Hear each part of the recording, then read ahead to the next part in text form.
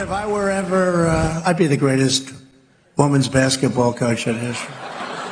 Because I don't like LeBron James. I like Michael Jordan much better. But I'd go up to LeBron James. It doesn't matter. I'd say, LeBron, did you ever have any desire to be a woman?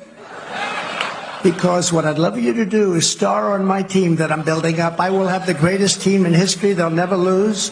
I'm so happy that President Donald Trump chimed in on this particular issue. It's hilarious because he probably would be the best coach in the league.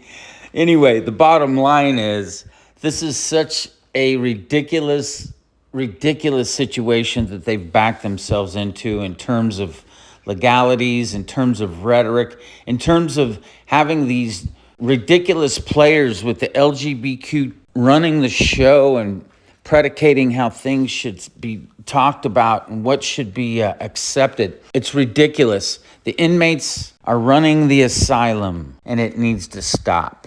Thank you, Donald Trump.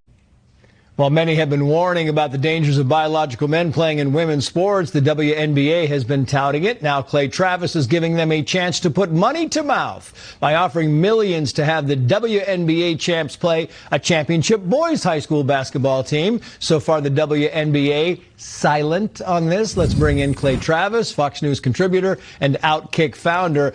Clay, are you still hearing crickets from the WNBA? And if so, why won't they do it? What's your theory on this?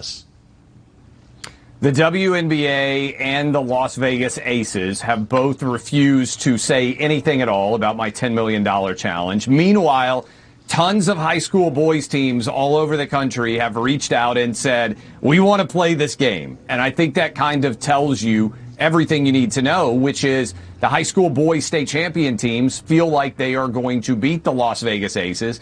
The WNBA and the Las Vegas Aces also feel the same way, and so they are just going to pretend this challenge has never occurred because they know what the actual outcome will be. Meantime, I had to get your take on this. Common Sense did this last night, Clay, but it is well worth repeating again because it is just kind of blowing up online. You have the Lynx head coach, Cheryl Reeves, saying that men are taking too many WNBA coaching spots. Listen to her. We had more women coaching college basketball before Title IX, after Title IX, when it became more important and more investment. That was code for. And you got paid more. Job. Got paid more. Became a man's job. And so to this day, we still don't have more women coaching in college basketball than we do men.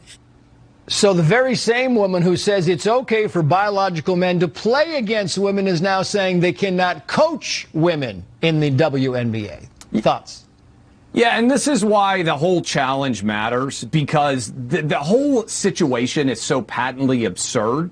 The reason you have to sometimes follow the absurd logic is if men can identify as women and be eligible to play in the WNBA, as this coach argued, then why not just have an entire team, as I have suggested I would do? I'm naming them the Nashville Balls. I would like to have a WNBA franchise. It will be the most inclusive team any of us have ever seen.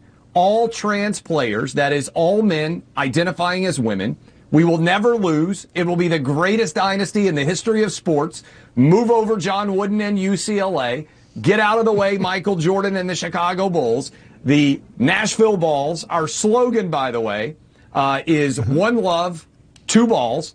And I think you have to go through the absurdity of this argument. And yes, she's hypocritical. She doesn't want her job to be impacted by men, but she's fine with the players being impacted. And so I think you have to follow down this ridiculous, absurd rabbit hole and see where it leads. The WNBA does not ban men who identify as women right now from playing in the league.